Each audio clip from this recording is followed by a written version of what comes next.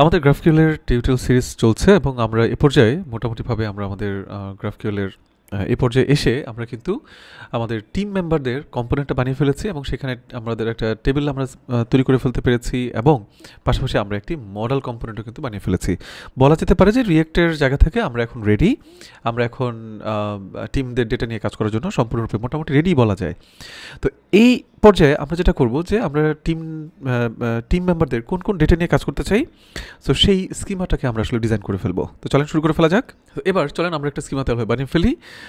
তো প্রথমত আমরা যেটা করব যে আমি একটু সবগুলো ক্লোজ করে দিলাম, আমার এখানে কোনো কিছু দরকার নাই, আপাতত লাগছে না আমার। আমরা মডেলস ফোল্ডারে চলে আসলাম, আসার পর হচ্ছে আমরা টিম ডট জেএস, বাস।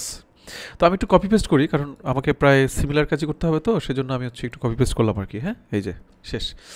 এখন মঙ্গুস থেকে মঙ্গুসটাকে লোড করিয়েছি আমরা হচ্ছে টিম স্কিমা বানাবো এখন। সো টিমের স্কিমা, মঙ্গুস থেকে স্কিমা, আমাদের নেম লাগবে, এজ লাগবে, স্কিল লাগবে, লোকেশন লাগবে, জেন্ডার লাগবে, ইজ ম্যারিড আমাদের হয়তো লাগবে আর কি। হ্যাঁ, পাশাপাশি হচ্ছে আমাদের এখানে ডেপ স্কিমা নয়, আমাদের হচ্ছে টিম স্কিমাটাকে আমরা এখানে অ্যাড করে দিলাম আর কি।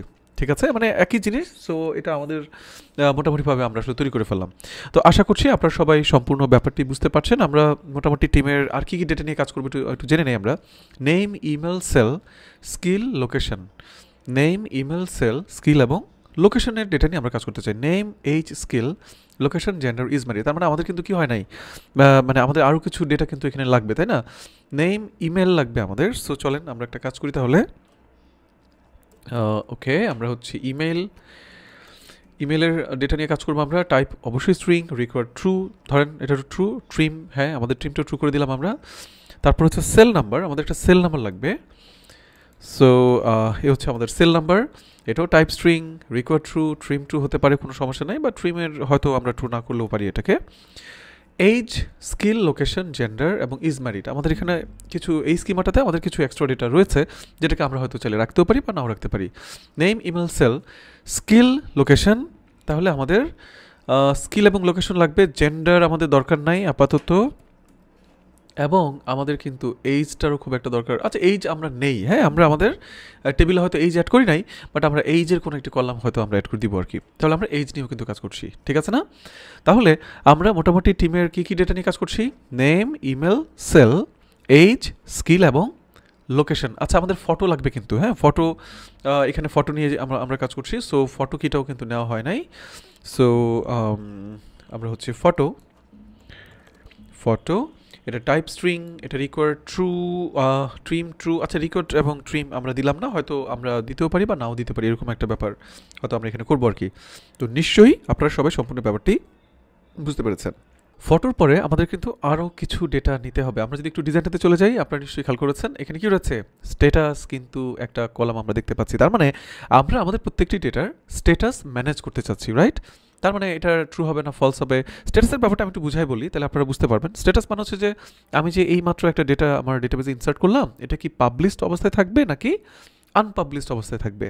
ঠিক আছে, হয় না যে অনেক সময় আমি একটা পোস্ট করেছি, আমি চাচ্ছি যে পোস্টটা ড্রাফটে থাকুক, মানে এই পোস্টটা এখনই আমার হয়তো আমি আউটপুটে শো করতে চাচ্ছি না, বা আমার ফ্রন্ট এন্ড হয়তো আমি দেখাতে চাচ্ছি না, আমি এটাকে কী করলাম, হয়তো সেটাকে আমি আপনার হয়তো যে আনপাবলিশ করে রেখেছি আর কি। তো ওটাই হচ্ছে স্ট্যাটাস। পাশাপাশি আপনারা ওয়ার্ডপ্রেসে অনেকে হয়তো কাজ করেন এবং আপনারা জানেন ওয়ার্ডপ্রেসে কিন্তু খুব মজার একটি বিষয় আছে। যখন আমরা কোনো একটি ডেটা ডিলিট করে দেই, তখন সেই ডেটাটি কিন্তু ডিলিট হয়ে যায় না। সেটা কি হয় আপনার, সেটা হচ্ছে ট্র্যাশে গিয়ে জমা হয়। তার মানে আমাদের ট্র্যাশ ম্যানেজমেন্টের জন্য কিন্তু এখানে আরেকটা কি আমাদের নেওয়া উচিত। ওকে, তো আমরা এখন একটা কাজ করি তাহলে। প্রথমত আমাদের স্ট্যাটাস লাগবে, স্ট্যাটাস কিটা আমরা নিয়ে নিই, চলেন। ওকে, স্ট্যাটাস, এটা টাইপ অবশ্যই স্ট্রিং হবে না, বুলিয়ান হবে এটা, এবং ডিফল্ট ভ্যালু থাকবে। বাই ডিফল্ট যখনই কোনো একটি ডেটা আমার ডেটাবেজে যাবে, তখন তার স্ট্যাটাস কিন্তু ট্রু থাকবে, মানে স্ট্যাটাস হচ্ছে ওকে। আমরা চাইলে হয়তো চেঞ্জ করতে পারবো যদি আমরা মনে করি। আর ট্র্যাশ, এটাও আমরা নিয়ে নিচ্ছি, চলেন। ট্র্যাশ এটাও বুলিয়ান হবে আমাদের, বুলিয়ান, এবং এটারও একটা ডিফল্ট ভ্যালু থাকবে, কারণ এটা আমি হচ্ছে যখন ডেটা ক্রিয়েট হবে বাই ডিফল্ট প্রত্যেকটা ডেটারই কিন্তু ট্র্যাশ ফলস থাকবে। তার মানে ডেটা ক্রিয়েট করার সময় সে যাবে না ট্র্যাশে। কখন যাবে, যখন আমরা এটাকে ডিলিট করতে চাইবো। এরপরে ট্র্যাশ থেকে আমরা হয় এটাকে পার্মানেন্টলি ডিলিট করব, অথবা আমরা রিস্টোর করে ফেলতে পারবো আর কি।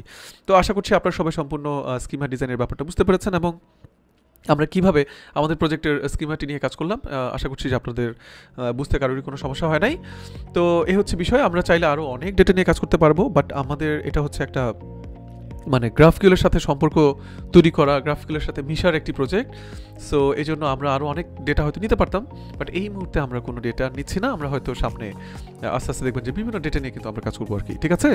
তো আমরা আগামী ভিডিওতে যেটা করব, আমরা সম্পূর্ণরূপে টিম ডেভেলপার, আমরা হচ্ছে অ্যাপোলো ক্লায়েন্টের মাধ্যমেই আমরা ডেটাবেসে ডেটা পাঠাবো, ডেটাবেস থেকে ডেটা ধরে নিয়ে আসবো, সিঙ্গেল ডেটা ধরে নিয়ে আসবো, ডেটা ডিলিট করবো, এডিট করবো, এক ভিডিওতে আমরা প্রত্যেকটা জিনিসকে বানিয়ে ফেলবো আর কি। কারণ আমরা তো এখন এগুলো পারি, তাই না? সো এগুলোর জন্য আমাদের সেপারেট ভিডিওর দরকার নাই, ঠিক আছে।